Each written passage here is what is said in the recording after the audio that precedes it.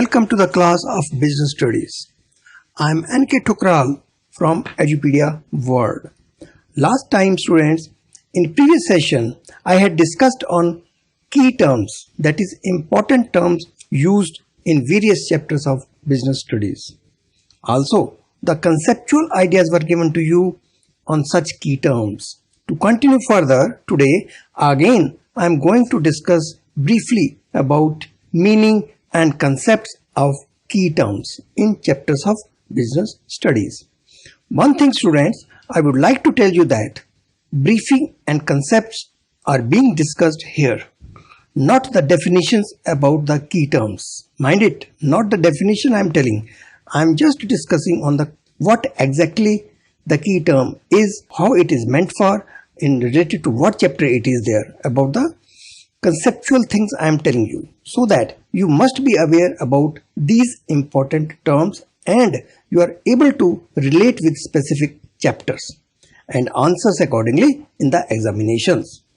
In examination, if the terminology is used in the questions about, then you are able to connect with the related chapter and answers correctly. So let's go ahead students. The key terms used in the chapter of social responsibility of business is before you.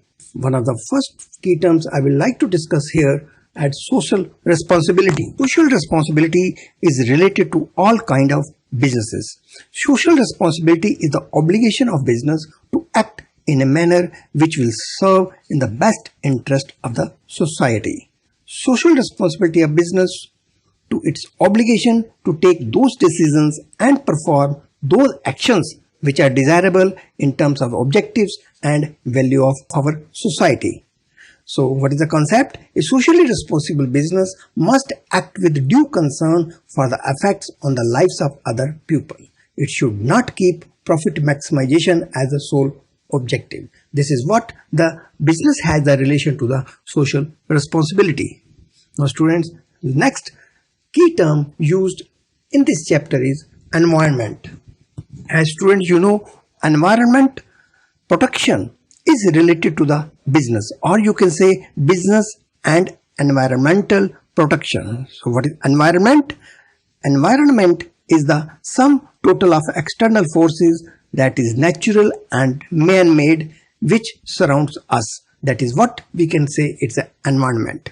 Now next key term is environmental protection. I said just now that business has a relation to the environmental protection, so this terminology is used in connection with the businesses. So what environmental protection is or how it is done?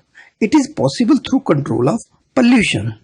As some waste is unavoidable in the production processes, the business enterprises face a great challenge in minimizing the adverse impact of this waste through use of proper technologies. So protection of the environment is good for all of us. That is why we use as a business must see that environmental is protected properly. As further you can see that the environmental pollution arises due to various causes.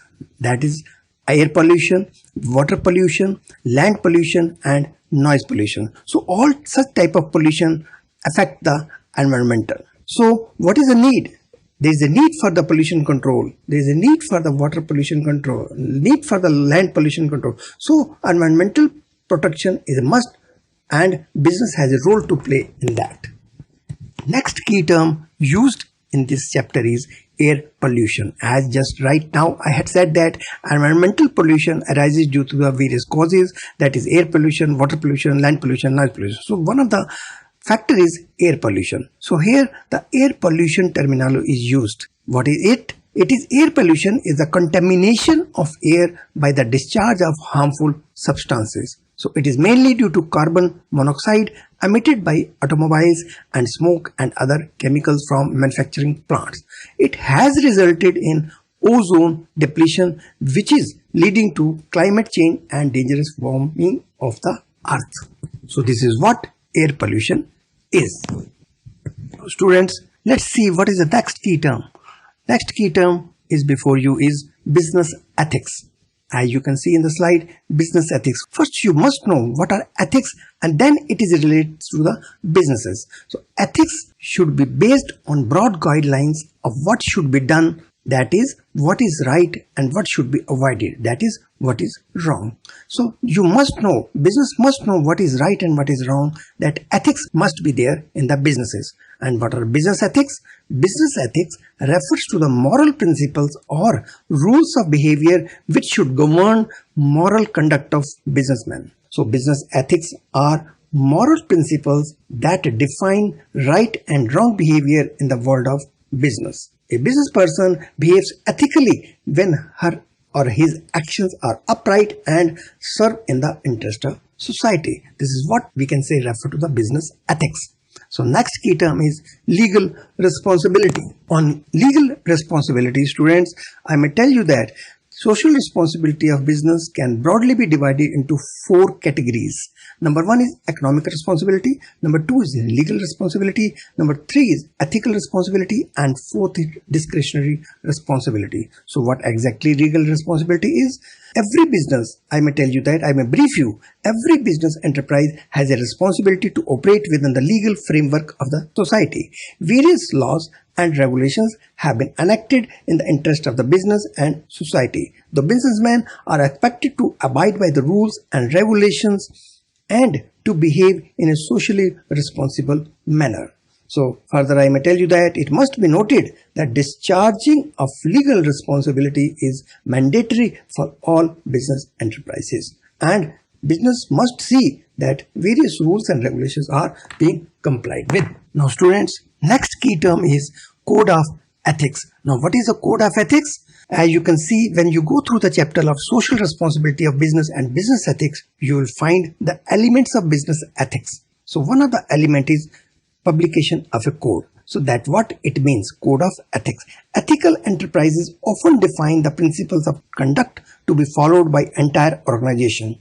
They are in the form of written documents, are termed as code. The code generally covers areas like honesty, adherence to laws, product safety, healthy working environment, fair business practices, etc. So these are codes of ethics. That's why this terminology is code of ethics. Next, you can see in the slide, key term is corporate governance. Corporate governance means how the corporate is governed. So how it can be referred to? I can brief you that corporate governance is a system of rules, practices and processes by which a company is directed and controlled. Corporate governance essentially involves balancing the interests of a company's many stakeholders such as shareholders, management, customers, suppliers, financiers, government and the community. Since corporate governance also provides the framework for attaining a company's objective, it encompasses practically every sphere of management, from actions, plans and internal controls to performance measurement and corporate disclosure. Next key term used, students, is the chapter of formation of company. In the chapter of formation of a company, first key term I have used is promotion. What is promotion? Promotion of a company, as you can refer it. Promotion is the first stage in the formation of a company. As you know, the company is formed by the 4 stages. Number 1, promotion, incorporation, subscription of capital and commencement of businesses. So one of the first stages is promotion of a company, means how the company is formed and what action is to be taken by the entrepreneur. Means promotion of a company. Promotion is the first stage in the formation of a company. It includes the steps like identification of a business opportunity, analysis of its prospects and taking steps to implement it for the formation of a company. That is what promotion refers. Next is incorporation. Incorporation means registration of the company under the Companies Act 2013 or any previous company law. This is second stage in the formation of the company.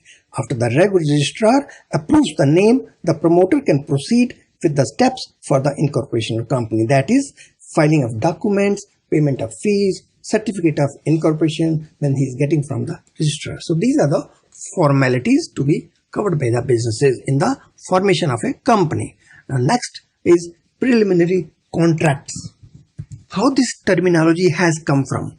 You see, preliminary contracts are the contracts entered into by the promoters with third parties on behalf of the company before its incorporation. Such contracts are not legally binding on the company, and company cannot ratify these contracts even after its incorporation, as the company was not in existence at the time of contract. So this is very important term.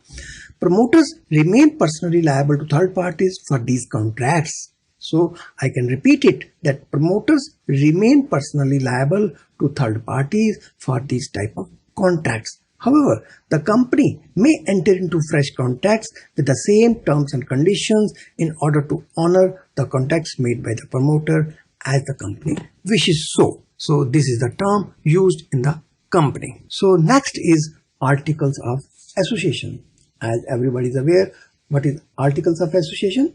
Article of Association is a document containing the rules and regulations for the internal management of the company. It is subsidiary to the Memorandum of Association and hence cannot include any powers prohibited or excluded by the Memorandum. So this is what Article of Association is. So next key term is capital subscription. As students, earlier I told you that there are 4 stages in formation of a company: promotion, incorporation, subscription of capital, and commencement of business. Subscription of capital, one of the clauses, capital subscription. After the company is incorporated, the next stage for the public company is to raise the necessary capital. In order to raise funds, a public company can issue shares or debentures to the public. For this, it has to issue a prospectus. So in this context, the capital subscription is must. So how a businessman can get this, company can get, it means SEBI approval is required, filing of prospectus or statement in lieu of prospectus is required, appointment of bankers are required, minimum subscription is required, application to the stock exchange is required, allotment of shares. So all are these the formalities are to be complied with under capital subscription clause. So students, next key term is certificate of commencement. I mean to say certificate of commencement of business. Here what is that? After receiving the minimum subscription through new issue of shares, a public company makes an application to the registrar for issue of certificate of commencement of business. Along with the application, the document must be filed like a declaration that the shares have been allotted up to the amount of the minimum subscription, a declaration that every director has paid in cash the application and allotment money on his share in the same proportion, a declaration that no money is liable to become refundable to the applicants by reason of failure to obtain permission for shares to be traded in a recognized stock exchange, and a statutory declaration by a director or secretary of the company stating that the requirements relating to commencement of business have been duly complied with. So all these sort of declaration needs to be filed before registrar of companies. So that is thereafter that certificate of commencement of business is received by the company. This is what certificate of commencement means and the concept. So students, let's go ahead. Next chapter I have taken is sources of business finance. The term given before you is working capital under this chapter of business finance. What is working capital? Everyone must be aware, but let me brief you that the financial needs of a business can be classified into 2 categories. Number 1 is fixed capital requirement. Number 2 is working capital requirement. So here the working capital is referred to under working capital requirements. What is working capital? Basically, working capital refers to that part of total capital which is required for holding current assets such as stock, bills, receivable, etc. The working capital requirement vary in different business enterprises depending on various factors. For example, a business selling goods on credit requires more working capital as compared to firm selling goods on cash. This is what working capital means. Next key term is restrictive conditions. This terminology has come under financial institutions. That means borrowing by the financial institutions which are set up by the government. What this institution does? They put certain restrictions on the borrowing. What are those? Financial institutions follow rigid criteria for a grant of loans. Too many formalities are required. Certain restrictions such as restriction on dividend payment are imposed on the powers of the borrowing company or by the financial institution. So these are the conditions when they put. Further, financial institutions may have their nominees on the board of directors of the borrowing company, thereby restricting the powers of the company. So these are the conditions put by the financial institution for giving the loans. So that's why this term is used, restrictive conditions.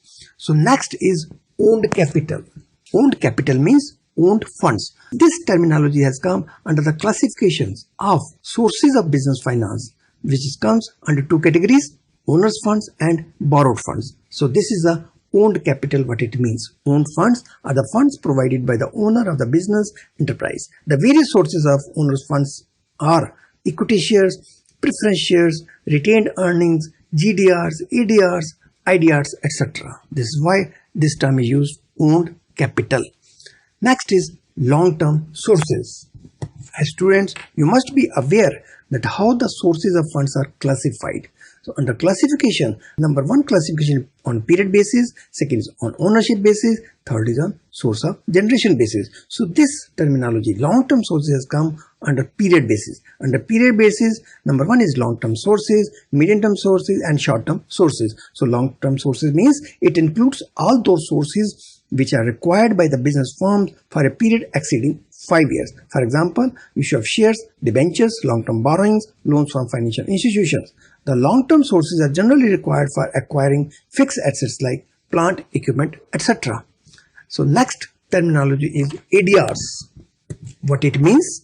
ADR means American Depository Receipts. The depository receipts issued by a company in the USA are known as American Depository Receipts. That is, in short way, you can say ADRs. It is issued by non-US companies to the Americans in order to obtain foreign capital. ADR is similar to GDR, except the ADRs can be issued only in America and is traded at American Stock Exchange. Next terminology is GDRs. As we have seen what is ADR, similar term is GDR. What is GDR? GDR means Global Depository Receipts. Now what is Global Depository Receipts? GDR or Global Depository Receipt is an instrument issued abroad by a company to raise funds in some foreign currency and is listed and traded on a foreign stock exchange. So what this GDR is? So these are the few key terms I have taken from the chapter Sources of Business Finance. So students, we have discussed today the meaning and concept of various key terms, and I think you will be able now to connect these key terms to the related chapters and answers properly the questions in the examination. So let's wind up today, students, this session, and in the next session we will discuss key terms in reference to remaining chapters of business studies. So thank you. Bye bye.